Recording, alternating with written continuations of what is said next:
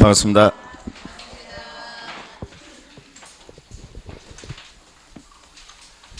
공부는 잘 되고 계십니까?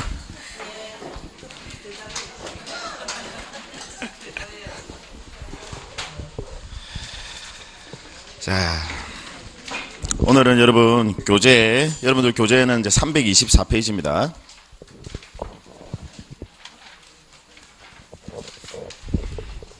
누누이 말씀드리지만 제가 건너뛰는 부분들은 여러분들 별도로 따로 혼자 또 공부하고 하시지 마세요. 수업 시간에 했던 거 복습만 하시더라도 벅찹니다. 복습도 제대로 잘 안 되시잖아요.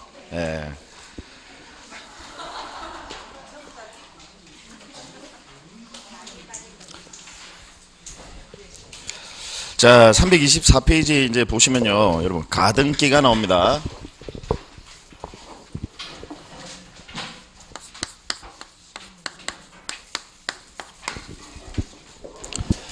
일단 이 가등기의 중요성부터 좀 말씀을 드리겠습니다. 우리 시험에서 중요성요.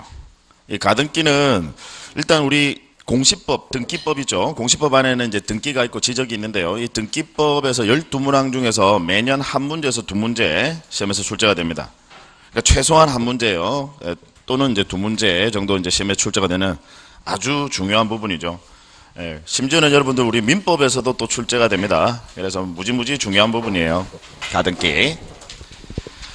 자, 안에 여러분들 이제 교재 내용이 보시면 상당히 내용이 많아요. 제가 이제 칠판에서 일일이 가등기는 적어서 여러분들에게 좀 설명을 드립니다. 그래서 제가 칠판에 적은 이 내용으로 교재 내용을 좀 가름하시기 바랍니다. 왜냐하면 교재에는 여러분들이 지금 보시지 않으셔도 되는 내용들도 좀 실려 있습니다. 그래서 그 내용들 다 보실 필요 없고요. 제가 칠판에서 이제 적어서 설명드리는 이 부분을 여러분들이 열심히 복습하시면요, 시험에 무난히 대응하실 수 있습니다.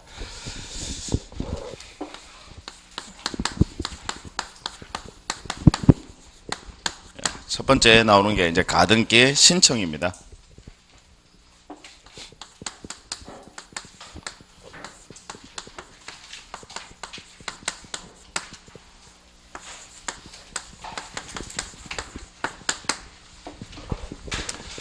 자, 갑이 X 부동산의 소유자입니다. 소유자 갑이요, 을과 매매 계약을 체결했어요. 을은 아직 갑에게 잔금을 지급하지 않았습니다. 이 잔금 지급 기한을 예를 들어서 매매 계약을 체결하면서 잔금 지급 기한을 한 1년 뒤에 잔금을 지급하기로, 뭐 이렇게 매매 계약을 체결할 수도 있지 않습니까? 자, 그러면 일단 우리 매수인 을이 가지고 있는 권리는 뭐죠?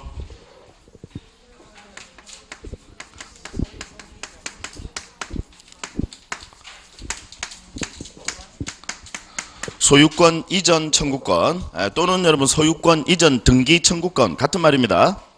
소유권 이전 청구권을 가지고 있죠. 자, 이 소유권 이전 청구권은 채권적 청구권입니까? 아니면 물권적 청구권입니까? 채권적 청구권이에요. 자, 채권이냐 물권이냐는 쉽게 판단할 수 있습니다. 그 상대방에게만 권리를 주장할 수 있으면 채권, 누구에게도 권리를 주장할 수 있으면 물권. 그죠? 매매 계약을 체결한 매수인은요, 매도인에게 소유권 넘겨달라고 할 수 있지, 다른 사람에게 갑자기 소유권을 넘겨달라고 할 수는 없습니다.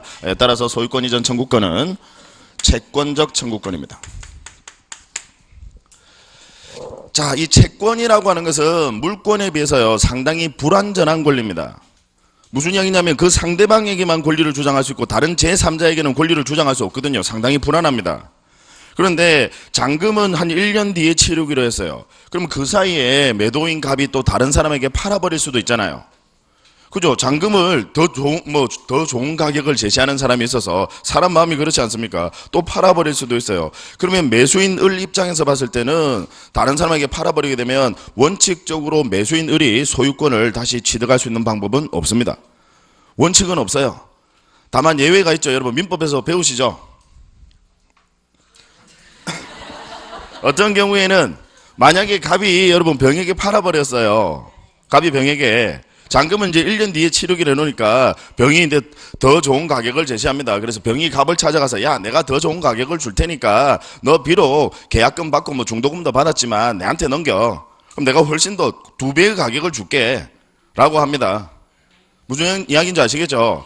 자, 그러면 이런 경우에는 우리 매수인 을이 소유권을 취득할 수 있는 방법은 있습니까? 그때는 가능한가요?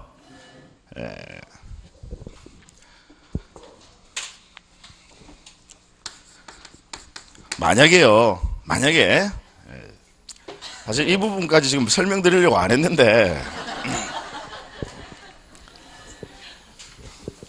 자, 이 병이 제2 매수인이에요.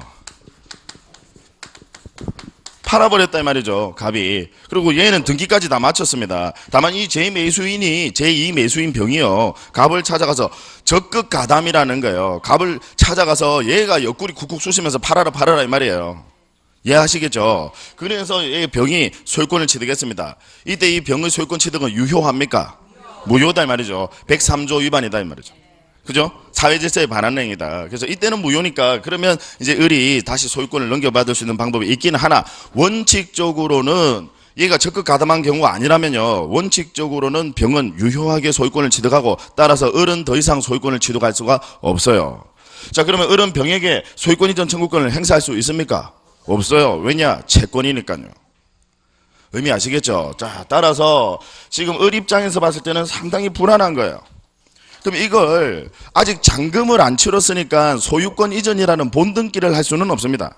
그럼 임시로 등기할 수 있는 방법이 없겠느냐? 잔금 안 치렀으니까요. 임시로 등기할 수 있는 방법 없겠느냐? 있어요. 그게 뭐냐면 가등기입니다. 이해하시겠죠? 예, 따라서 가등기를 신청을 하는데 이 가등기의 신청은 원칙은 여러분 가등기도 권리에 관한 등기 맞습니까? 소유권 이전 청구권 권리 맞습니까? 맞죠?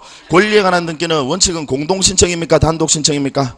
공동신청. 그래서 당연히 둘이서 공동으로 신청합니다. 자, 용어 하나 알아두세요. 자, 우리 여러분 을이 가등기에 있어서 권리자입니까? 의무자입니까? 권리자다, 그죠? 얘가 가등기를 하게 되면 얘가 유리하잖아요. 네, 권리자. 그래서 을을 우리가 가등기 권리자라고 표현하고, 그 다음 갑은 가등기 하면 불리하다, 그죠? 이 갑이 X부동산의 소유자 아닙니까? 자신 소유 부동산에 가등기가 되면 불리하다, 그죠? 그래서 갑을 가등기 의무자라고 합니다.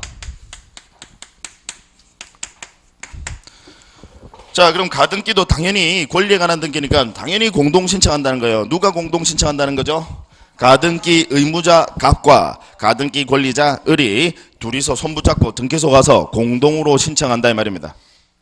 의미 아시겠죠? 네, 당연히 공동신청인데, 자, 이게 왜 중요하냐면요. 예외가 있어요. 가등기는 여러분 임시로 하는 등기입니다. 아직은 본등기 아니에요. 임시로 하는 등기이기 때문에 우리 등기법에서도 가등기는 그냥 혼자 가서 단독으로 임시로 하는 등기니까요. 별거 아니다 이 말이죠. 그래서 임시라는 등기니까 혼자 가서 단독으로 신청할 수 있는 특칙을 두고 있습니다. 이해하시겠죠? 예, 그래서 혼자 가서 단독으로 신청할 수 있는 특칙이 있다.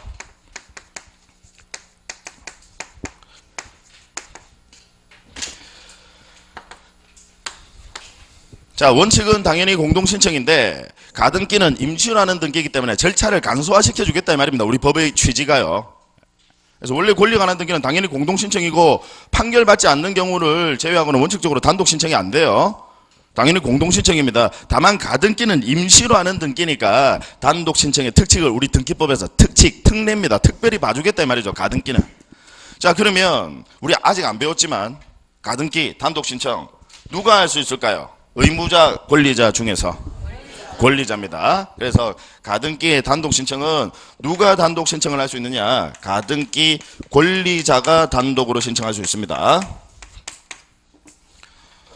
지금 올해 이제 29회 시험의 출제가 상당히 유력한 부분입니다, 여러분. 잘 봐두셔야 돼요. 가등기 권리자가 단독으로 신청할 수 있는 특칙을 두고 있다. 즉 혼자 가서 신청할 수 있단 말입니다. 자, 그럼 이제 이런 거죠. 갑과 을이 잔금을 한참 뒤에 치르기로 하고 이제 매매 계약을 체결했어요. 그래서 을이 이제 불안하니까 야, 우리 임시로 가등기 하러 가자. 그래서 갑과 을이 그럼 공동으로 가등기 신청하러 가면 되잖아요. 근데 이제 갑이 나 지금 바빠서 못 가. 안 간답니다. 갑이 안 간대요. 그러면 을이 혼자 가서 단독으로 가등기 신청할 수 있습니까? 없습니까? 있어요. 가능하다고요. 원래는 안 되는데 우리 등기법에서 특례 규정을 둬서 가능하다 말입니다. 다만 여러분 한번 생각해 보세요. 여러분이 등기관이다. 지금 생면부지의 사람이 생면부지의 을이 처음 보는 사람이요. 혼자 와서 가등기 신청하러 왔어요. 원래는 당연히 공동신청인데